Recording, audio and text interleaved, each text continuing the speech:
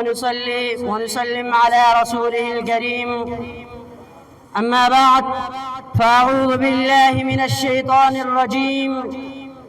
بسم الله الرحمن الرحيم.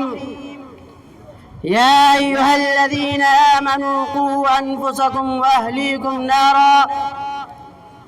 صدق الله العظيم. وقال النبي صلى الله عليه وسلم: من رأى منكم منكرا فليغيره بيده، فإن لم يستطع فبلسانه، فإن لم يستطع فبقلبه، وذلك أضعف الإيمان، أو كما قال عليه السلام.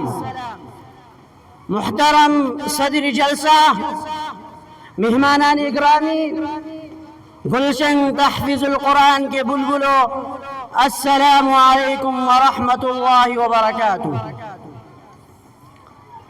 آج کے اس محفل سعید میں جس عنوان کو موضوعی سخن بنا کر حاضر ہوا ہوں وہ اصلاح معاشرہ کے عنوان سے معنون ہے.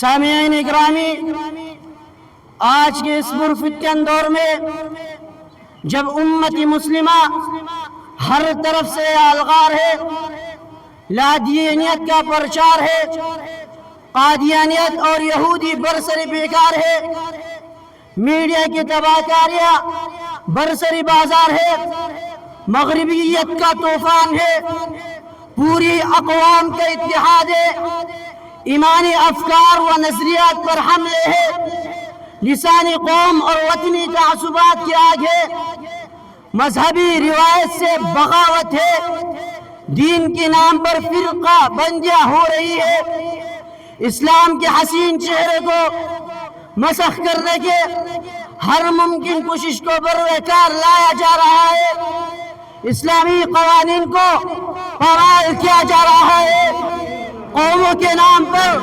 جماعتیں بن رہی ہے، قتل و غارت گیری عام ہے. تو اس نازک صورتحال میں معاشرے کے ہر فرد کو عموماً علماء، فضلاء، ارباب مدارس، وائمہ مساجد، زعماء ریاست و رفقاء سیاست کو خصوصاً معاشرے کے نقائص اور بیماریوں کو تلاش کر کے ان کی اصلاح کے لیے انفرادی اور اجتماعی طور پر جد و جہد ہر ممکن اصلاح کی کوشش کو بروکار لانا چاہیے. لیکن میرے بھائیوں، یہ کیسے ممکن ہے؟ اس معاشرے کی اصلاح کیوں کر ہو سکتی ہے؟ ذرا قرآن سے پوچھتے ہیں، اے قرآن ذرا بتانا وہ اسباب، وہ ذرائع، وہ وسائل کیا ہے جن کے ذریعے معاشرے کی اصلاح ہو سکے؟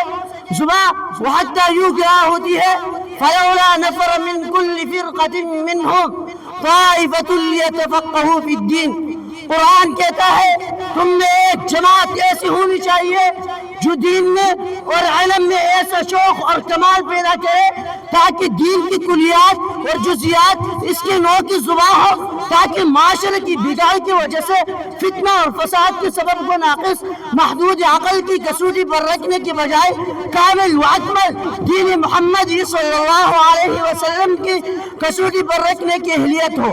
قرآن و سنت کی روشنی میں مسائل و نقائص حل نکالنے کی صلاحیت پیدا ہو.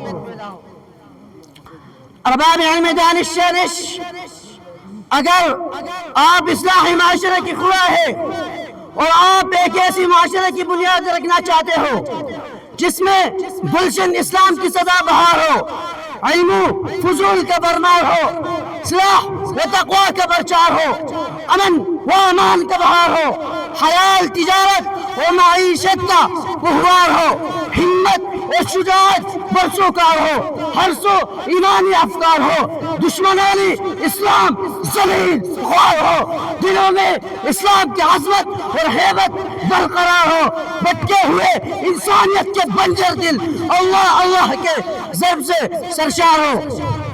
تو میرے دوستو، ہمیں قرآن اور سنت کو مشعل راہ بنانا ہوگا، ہمیں اسلام کے دامن سے چمکنا ہوگا، ہمیں اللہ کی رسی کو مضبوطی سے تھامنا ہوگا، ہمیں حب خدا اور عشق رسول اللہ صلی اللہ علیہ وسلم میں ڈوبنا ہوگا. اسی میں اصلاح معاشرہ اسلامی قیام کا راز مضمر ہے.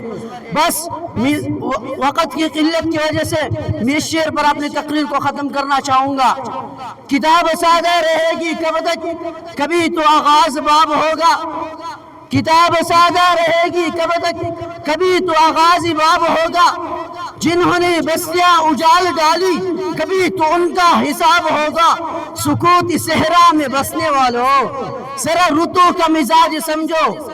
شعر کی خوشیاں منانے والوں شعر کا تیور یہ بتا رہے ہیں. ابھی تو اتنی گھٹن پڑے گی کہ سانس لینا عذاب ہوگا. وآخر دعوانا